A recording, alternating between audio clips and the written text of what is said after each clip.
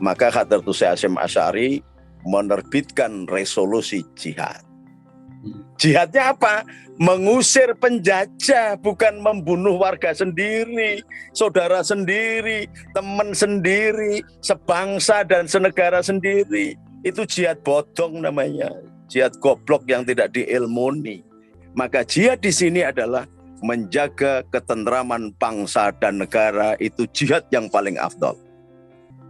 La yu'minu billah wa bil yaumil akhir fal yukrim jarohu. Tidak disebut orang yang beriman kepada Allah dan hari akhir yang tidak baik dengan saudaranya.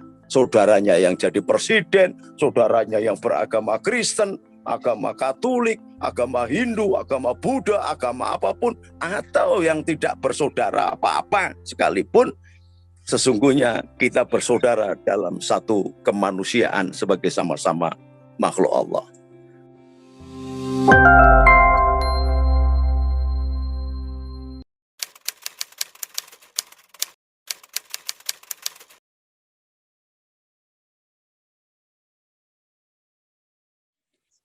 Sebenarnya terminologi jihad itu sangat luas, ya. Ada satu ayat Quran yang mengatakan tujahidu fisabilillah bi amwal wa anfus. Maka berjihadlah engkau di jalan Allah dengan harta benda dan nyawa. Jadi itu diawali dengan hal adulukum ala tijarah. Apakah engkau mau aku tunjukkan perniagaan yang sangat menguntungkan?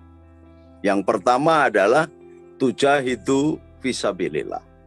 Berjihad di jalan Allah bi amwal wa anfus. Dengan harta benda dan bahkan nyawa.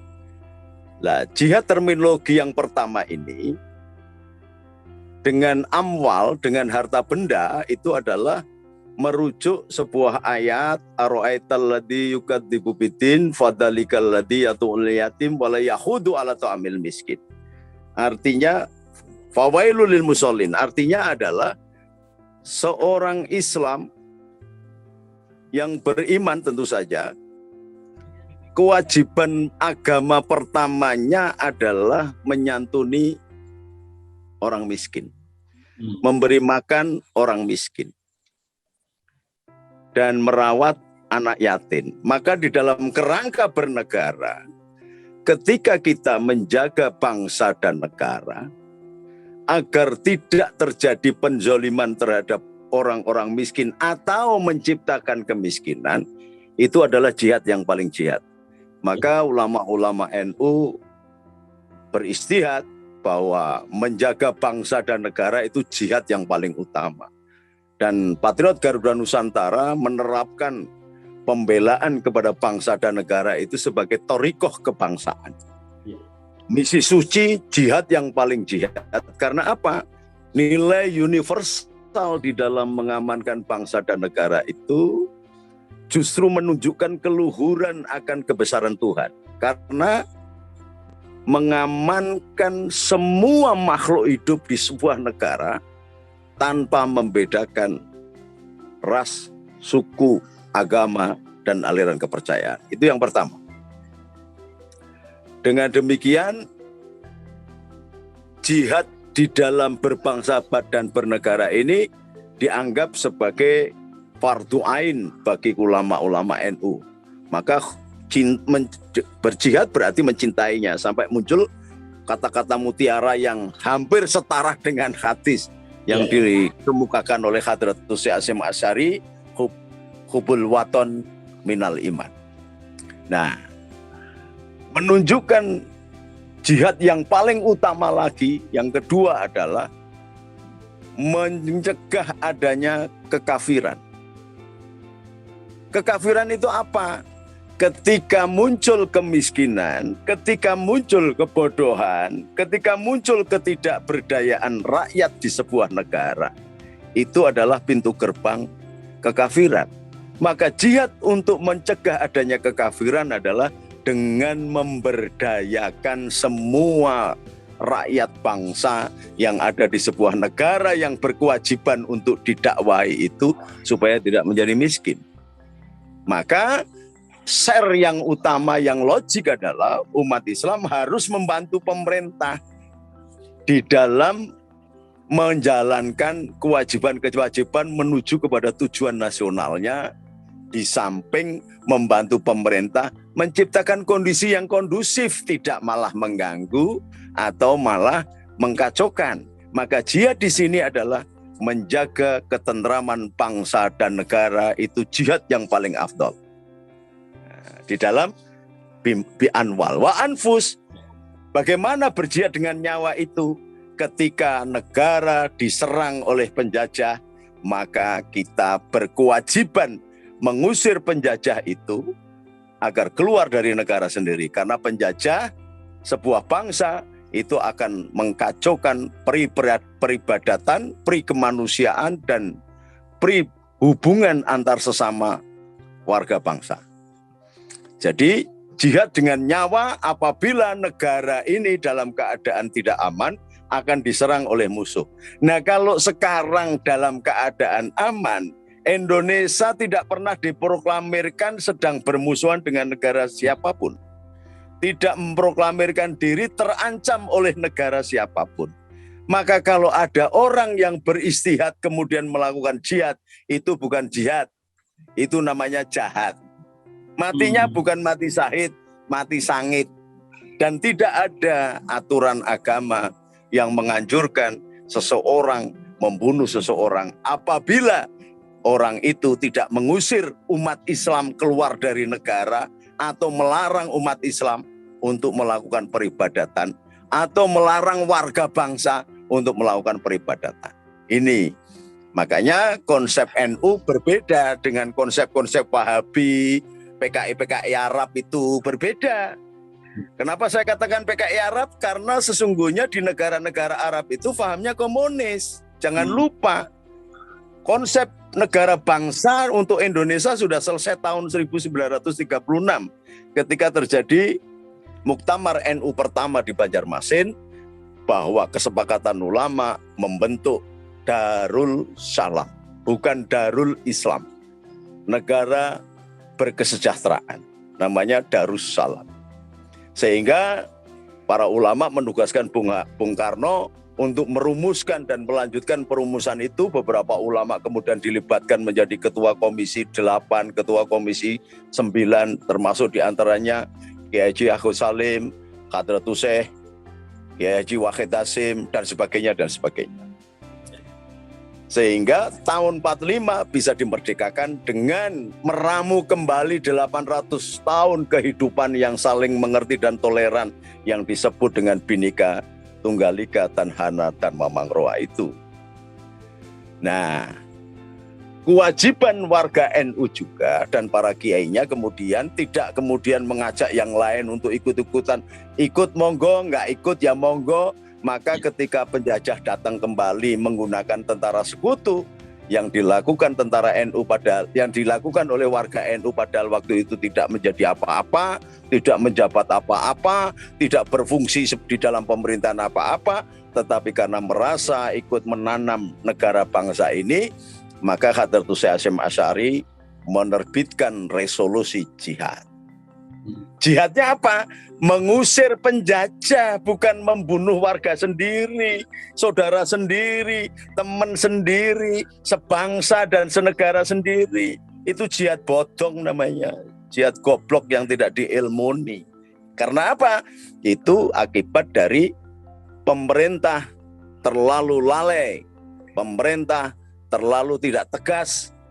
Kalau saya tidak mau mengatakan pemerintah pengecut, tetapi pemerintah terlalu abai dengan perkembangan agama sekarang ini, sehingga tidak jelas lagi mana yang benar dan mana yang tidak. Departemen Penerangan juga terlalu sembrono dan melepaskan semua hoak, fitnah, dan berita-berita bohong demikian saja tanpa ada seleksi. Di negara-negara yang besar yang saya keliling sampai ke Amerika, sampai ke Eropa, sampai ke Timur Tengah, dan di mana-mana ada kendali terhadap media massa.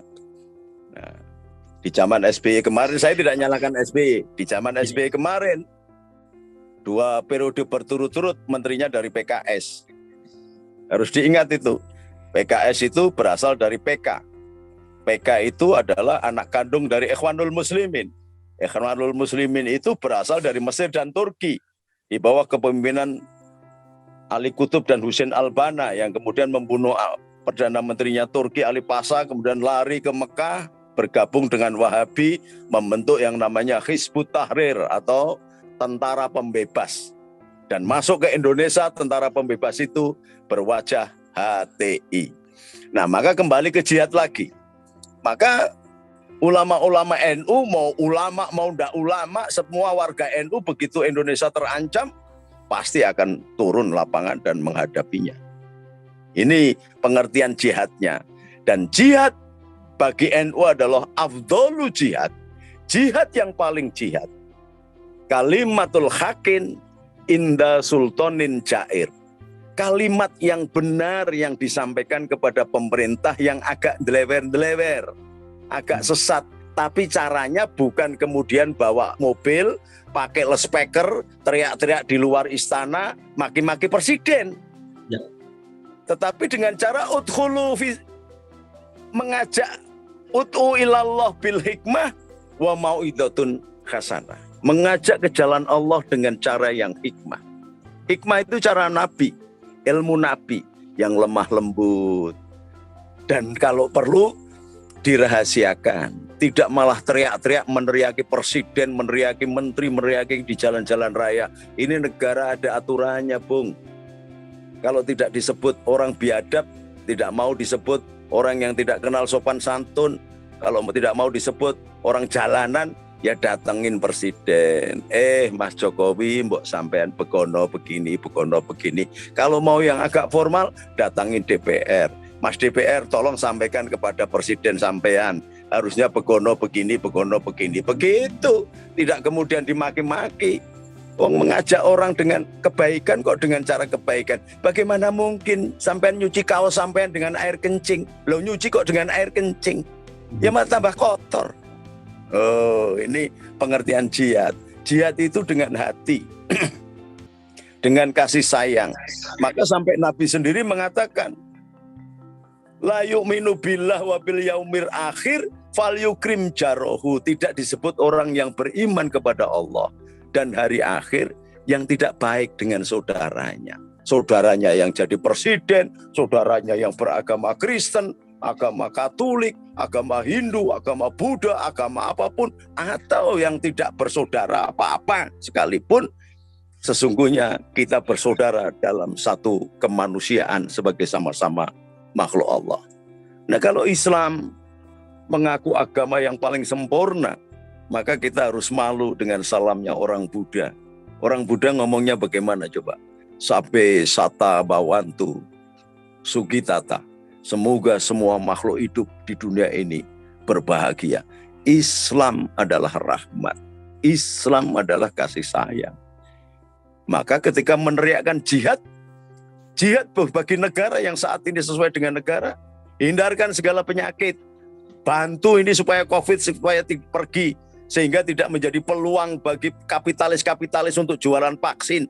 Vaksin saja harganya sudah berbeda-beda. Bagaimana bisa menyangkut pasal kelima dari keadilan sosial bagi seluruh rakyat Indonesia? Ada vaksin yang 150.000, ada yang 300.000, ada yang 700.000, 1,5 juta, ada yang 2 juta. Ini vaksin apa? Keadilan harus ditunjukkan. Nah, rakyat semuanya dengan cinta, dengan kebenaran, ngelengke presiden dengan cara yang baik. Maka afdhalu jihad kalimatul haqqin inda sultanin jair. Jihad yang paling jihad adalah menyampaikan peringatan kepada pemerintah dengan cara yang halus. Tidak kemudian nyewa mobil, terus nyewa toa, teriak-teriak sepanjang jalan, terus menfitnah, mendidik anak-anak didik kecil. Jihad yang paling jihad taat hukum dong. Jihad itu adalah hukum Allah kok. Terus kemudian meminta anak kecil-kecil sudah dipakai kupluk tugelan BH, semua pakai putih-putih, minta supaya Rizik dibebaskan. Itu juga nggak benar. Ini sudah masuk ranah hukum, selesaikan dengan hukum. Kalau mau membela Rizik, bayari penasihat hukum yang tukang cari duit itu untuk membela Rizik, kan begitu. Bukan teriak-teriak ke sana ke sini. Ini bukan pemain sepak bola aja. Kalau kita nonton boleh teriak, tapi di luar jangan ikut nendang bola dong. Nah, kesalahkaprahan pengertian jihad inilah yang melahirkan keadaan semakin gak karu-karuan. Ketidaktegasan dari pemerintah juga memberikan angin terlalu segar karena sistem pemilu kita adalah one man one vote. Akhirnya siapapun dia, mau radikal, mau FPI, mau HTI, mau komando jihad, mau salafi, mau apa, yang penting bolos saya, nyoblos saya dapat kursi supaya memenuhi electoral threshold di DPR atau MPR. Lah ini kacau sudah. Ini baik Machiavelli gitu loh. Ini bukan demokrasi Pancasila. Ini demokrasi asu gede menang kerai, bukan dengan hikmat kebijaksanaan dalam permusyawaratan perwakilan. Gitu loh Mas.